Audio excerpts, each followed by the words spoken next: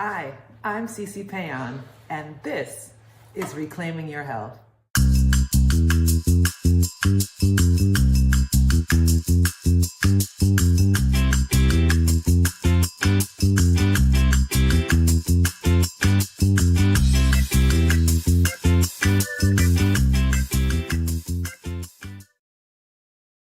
Hey everyone, welcome to Reclaiming Your Health. Of course, I am C.C. Péan. I'm so excited to be here this evening with you all. I've got this incredible recipe that I want to share with you, something that I created. And as you all know, I am the kind of person that likes to think of creative ways of fixing plant-based dishes that do not rely on a whole bunch of processed foods or preservative-packed foods or salt-laden foods. I believe strongly that everything that we need to nourish and fortify and strengthen our bodies, the Master Creator gave it to us, and it's on the earth. It's from the earth. They're fruits and vegetables and legumes and things like that. So this evening, in keeping with my passion, which is foods from the African diaspora. If you're new to this show, know that I am somebody who's very passionate about Africa and the cultures that came from it. And I feel very strongly that traditional foods have everything we need to heal our bodies from within. So whenever I cook, I try to prepare something that is from the African diaspora and its culture. So tonight, I am going to be fixing Callaloo and Ackee Croquettes. Now, here's the thing. We're not actually using Callaloo because it's difficult to find it frozen. If anybody's here in the Tampa area and you can tell me where to find it, please let me know, but it has to be frozen. And these croquettes are not going to be deep fried. We are going to do these in the oven, but they're going to come out just as delicious. The other incredible ingredient in this dish are ackee. And of course, this is Jamaica's national dish, ackee and saltfish. This is one of the main ingredients. This is a very, very interesting vegetable or fruit. It has seeds, so it's a fruit. And the origins of ackee are actually in West Africa. I spent the summer in West Africa a couple years ago, and it's interesting, ackee is everywhere in Ghana. People kind of eat it, but not by any means how they eat it in Jamaica and elsewhere. And, you know, this is pretty pricey. I've heard this called Jamaican gold. This can was about $9. I've seen it as much as $15. In Accra, you can get it for you can get fresh ackee for like $1.50. It's amazing.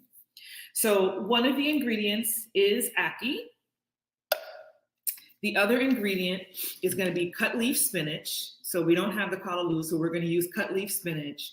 And if you're someone who ever cooks with callaloo, you will know that spinach is always something they suggest as a substitute. Of course, it tastes different, but that's what we're going to be using this evening. The other thing that we're going to be using are sun-dried tomatoes. And the reason I'm using sun-dried tomatoes, it has this depth and richness to it.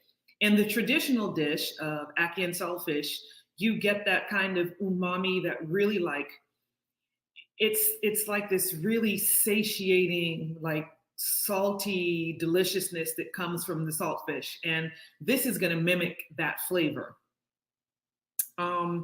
And the thing that's so wonderful about this dish, anybody who follows me also knows that I love to taste everything in a bite. So I'm always looking for a way to create a dish where every single component, I'm going to get a full mouthful of it.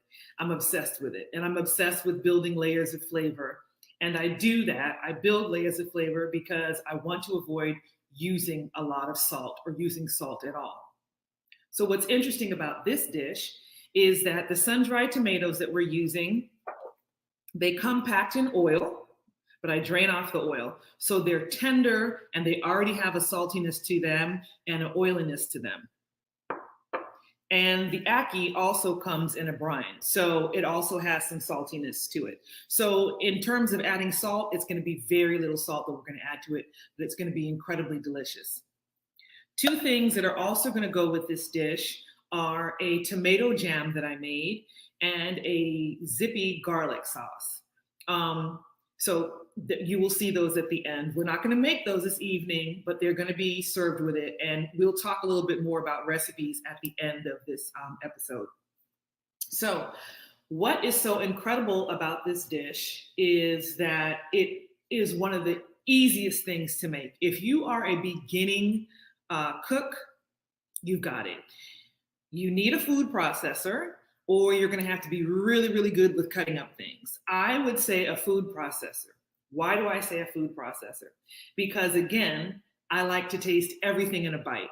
And so what we're going to do is we're going to break down these ingredients in our food processor.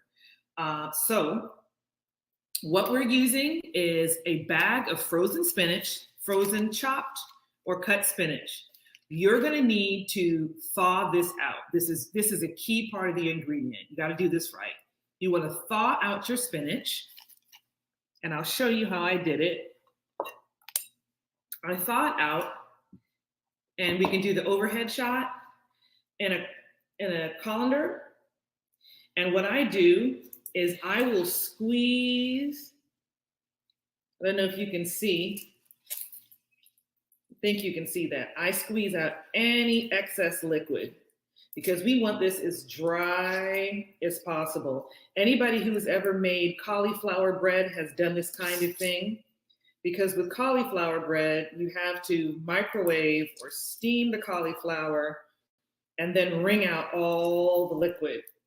So we don't have to go as far as we would with cauliflower bread, but we need to make sure that we get out a good amount of this liquid. So that's the first thing that you're going to do.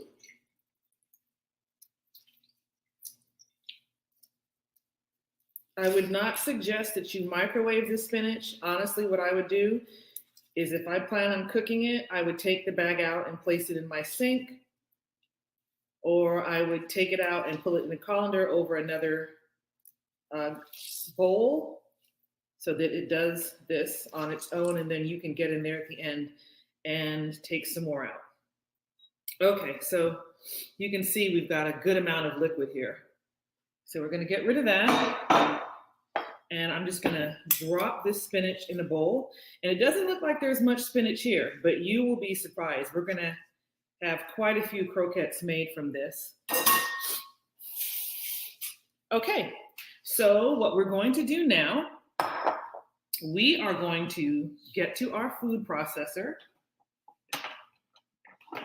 Okay, you can see that in the shot. And we're going to do this. So I've got one stalk of scallion.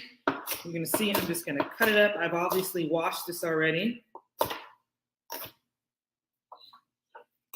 gonna drop that in my food processor. Whoops. One of those got away. I'm gonna take probably like just under a half of an onion. And this is a sweet onion. I prefer sweet onions. I'm just gonna, I don't have to do too much to this because it's going in the food processor. I'm gonna drop that in there as well.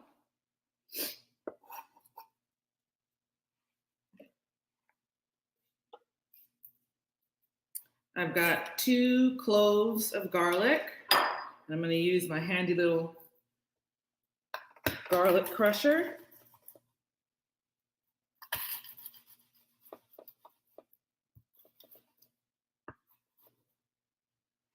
Okay, that's gonna go in here.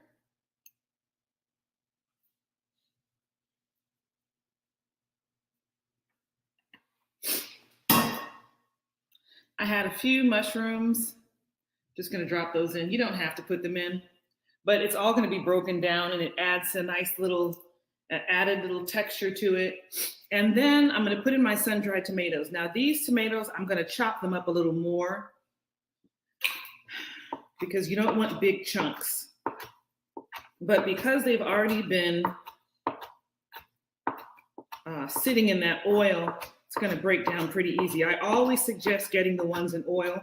When you get the ones that are just kind of like vacuum packed, they're a little tough. And I don't like that.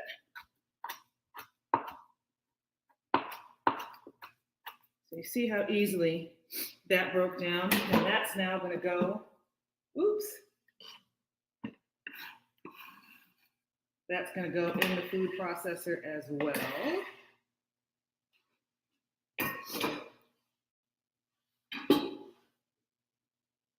These little scraps in there.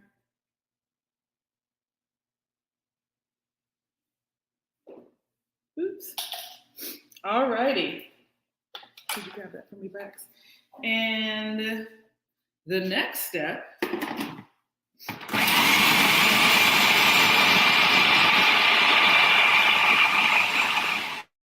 to run the food processor and check it periodically.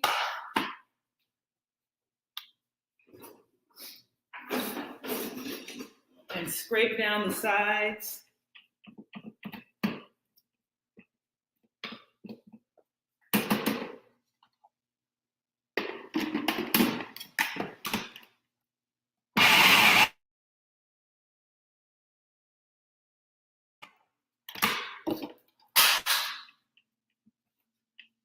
Continue to scrape down the sides. Sometimes the onions don't want to break down.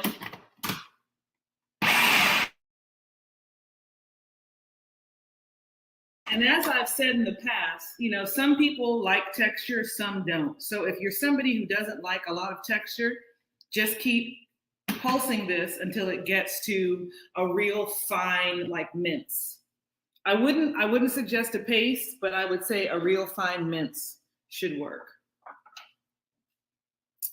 Okay, so we're going to take a moment here, and to keep this all together, we're going to use flax meal. I like to use flax meal. It serves as my egg, my binder. So right here, I've got about 2 tablespoons of flax meal, and I'm going to add probably like about a 1/4 cup of water to this, and it's going to give me the equivalent of 2 eggs. So you can't see this.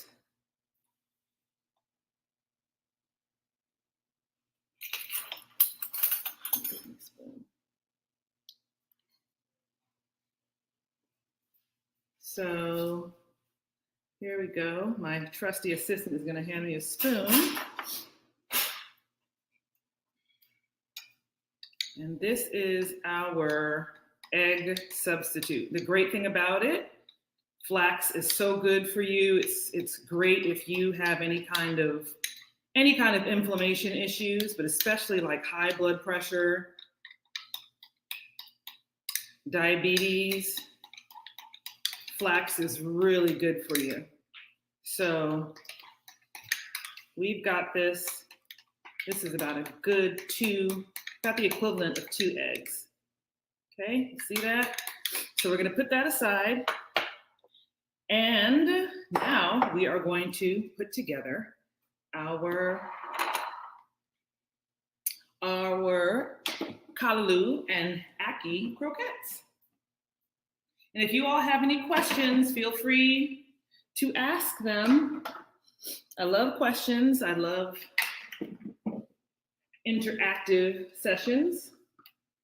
So if you can see, we've got the spinach in the bowl, and to that, we are adding that mixture of the sun-dried tomatoes, the garlic, the onions, and the scallions, and a couple of mushrooms we just threw in there for good measure.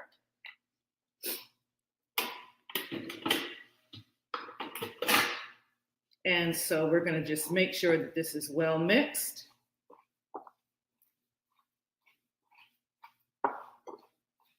As you can see, because everything was so well pulsed and broken down, it's very easy to get this all integrated. We've got 1 big piece of onion. We're going to get rid of that. But if you can see, This is what it looks like so far. Okay. To this, I'm going to add about a teaspoon of coriander, about a teaspoon of cumin. I'm going to continue mixing.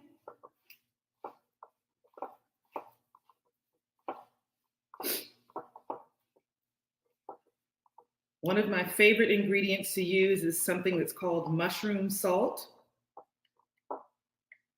So I'm going to sprinkle a little bit of that. I would say I'm going to use about a half of a tablespoon worth of that in there. But remember, we're going to have the saltiness of the ackee. We have the saltiness of the sun-dried tomato as well. So we don't need a lot of salt. All right, the next thing I'm going to add now is this flax egg. And you're going to see how congealed it is. That. So now we're going to mix that through.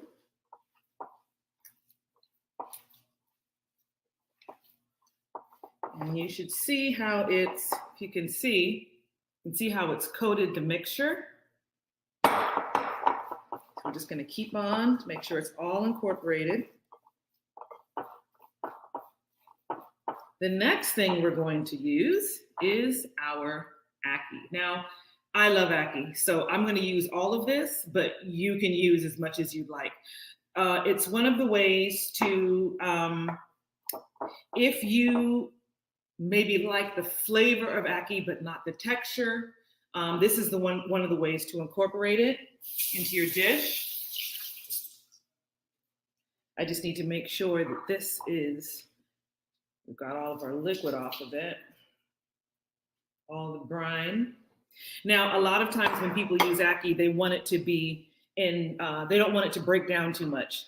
Well, this dish, it's going to break down because you're manipulating it to make sure that you get some in every bite. So don't worry about that. So I'm going to take,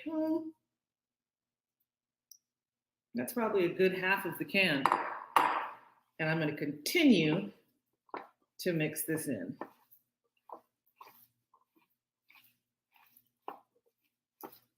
Now, this may not look good, but I can promise you it's delicious. It's one of my most requested dishes when I do catering. It's one of my most requested appetizers.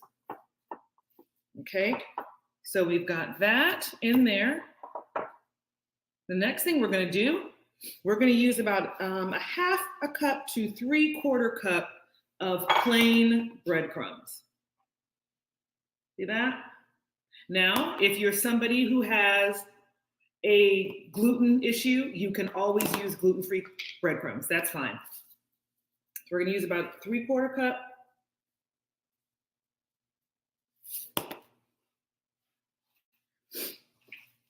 I'm just going to mix that in. We don't want to use too much because you don't want to dry it out. You still want these to be moist when they bake. Just a little more. Yeah, that feels good. All right.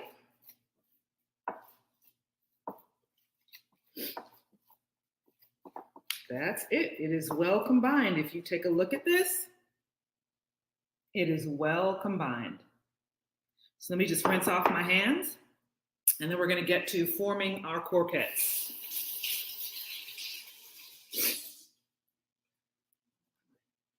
Seems like every time I get on camera with you all, my face starts itching.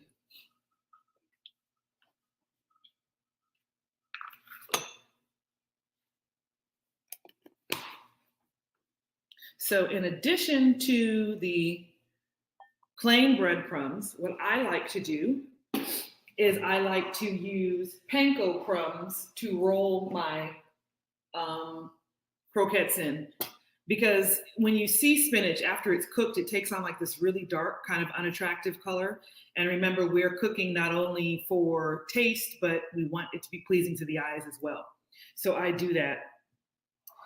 And our oven has been set at 350.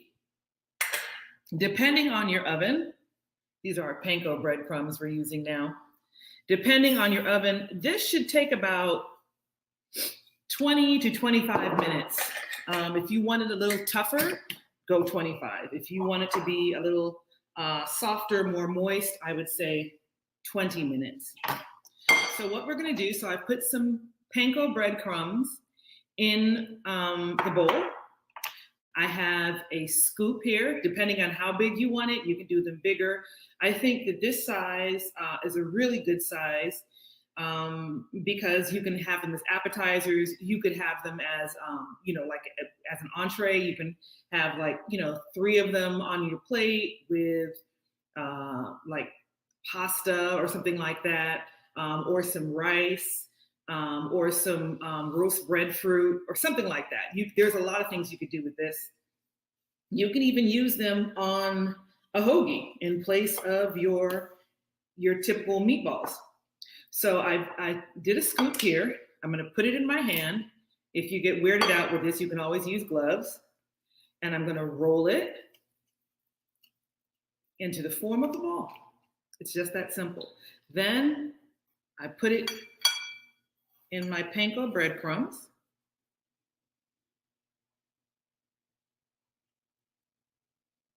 And there you go. That's our first one. So we're gonna keep on rolling.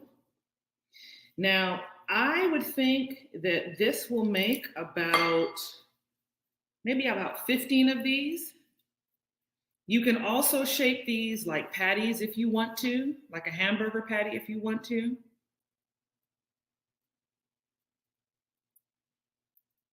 There's no best shape, it's whatever you want. However you shape it, I guarantee it, people are gonna be wanting more and more.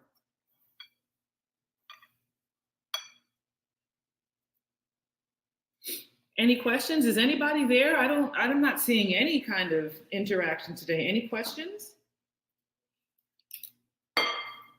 I posted earlier on Facebook that some information about ackee, and somebody mentioned and said that it can kill you. And that's true. Ackee can be deadly if you eat it when it is unripe. So it has to be ripe. It doesn't necessarily have to be cooked, but it has to be ripe. If it's ripe and it's fresh, it can actually be eaten raw. I've never done it, but I know some that have. Interestingly enough, the same goes for, well, it's not poisonous, but the same goes for plantain in that when it starts to turn yellow, with just a few spots, you can actually eat it like you would eat a banana. My friend Ian told me about that. I didn't know. I always thought that plantain had to be cooked, and it is actually quite delicious raw. Didn't know that. So any questions, assistant? How did you get into cooking? How did I get into cooking? Well, I grew up in a home with a mother who was an incredible cook. And whenever I was in trouble, I had to come sit in the kitchen and watch her cook. That was my punishment. And who knew that it would become my vocation?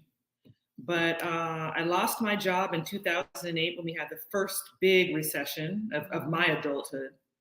And my church, Breath of Life in Inglewood, California, shout out to Breath of Life, I was asked by them to head up the dining ministry. And I said, I've got nothing else to do. Why not? And I realized very quickly that I absolutely loved cooking. I loved the challenge of cooking for a lot of people on a very limited budget and making people happy. I love the fact that I cooked food that made people feel good. It was good for them and it was delicious. And so that's how I got into it. Okay. Can you use fresh spinach? This spinach that I'm using is blanched spinach. I don't think so. I think it's best to use frozen spinach. You can try it and let me know, but I wouldn't suggest it. Well, first of all, because spinach, it shrinks so much. I can't even imagine how much you would have to use to get this amount of spinach. So the bag of spinach I use, I got it from Sprouts. It was probably like around $2.50, and it probably adds the equivalent of what would probably cost you $10, $12 in fresh spinach. So I would say just go ahead and get the frozen spinach. Okay, so 1, 2, 3, 4, 5. So we've got 10 so far. 25 minutes. We've got 10 so far. Maybe not. Any other questions? Are my regulars on tonight? Have you all abandoned me? I know this isn't deep fried chicken or deep fried mushrooms, but it's still good eating. We'll get back to that comfort vegan in a couple of weeks, but we definitely want the lion's share of our cooking to be food that is really good for you. So that's what this one is. Any other questions? Are you all seeing how easy this is to do?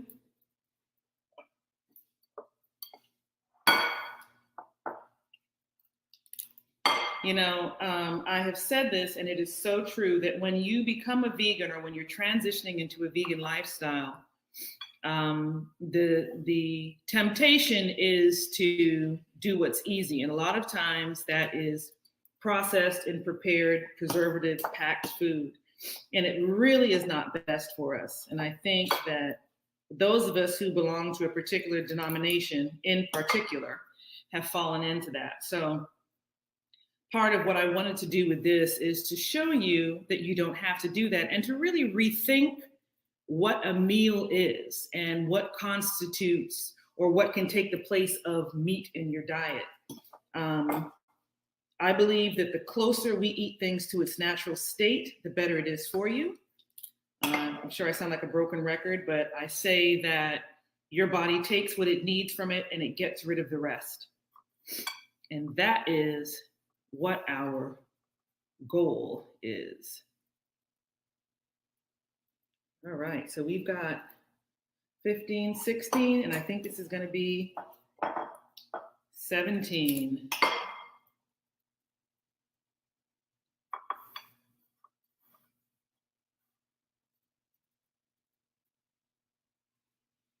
Okay. So let me just rinse my hands, and then we're going to put this in the oven.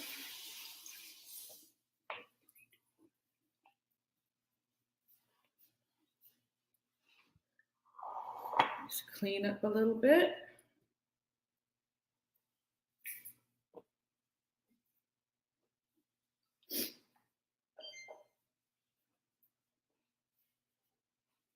Okay, so we can switch over.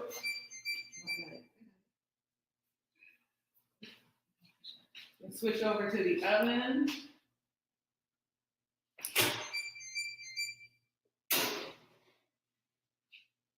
And we're going to put this on for, I'll just go right in the middle, 22 minutes. Okay, so let's go back over here. And with the magic of television, because I knew that we were going to be short on time, you will see that the end product, this is our end product. Can you see that? These are our Callaloo and Ackee Croquettes, oven baked. And I made this wonderful tomato jam. And the tomato jam I made has so many delicious things in it. It has golden raisins. I use golden raisins in my tomato jam or my tomato chutney in place of sugar. It's got all that sweetness. So we've got fresh ginger, we've got garlic, we've got cumin, we've got coriander, we've got a little bit of cinnamon in there, a little bit of cane vinegar. And so we are now going to plate because, again, We want it to not only taste good, but to look good as well. So something else I did is I have this delicious, yummy garlic sauce that I use. So we're just gonna do this on the perimeter of the bowl. We're gonna put some of this delicious chutney right in the middle. And those who are asking, all of this information will be available. We're gonna let you know about that shortly. And my favorite herb in life,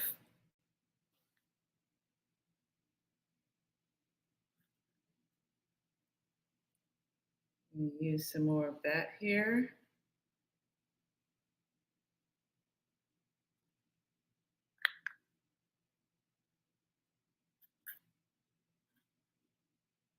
And so if you are curious about these recipes, for the past several weeks, we have shared recipes to you. If you go to either my Facebook page or to the Reclamation page, project page, the recipes are there.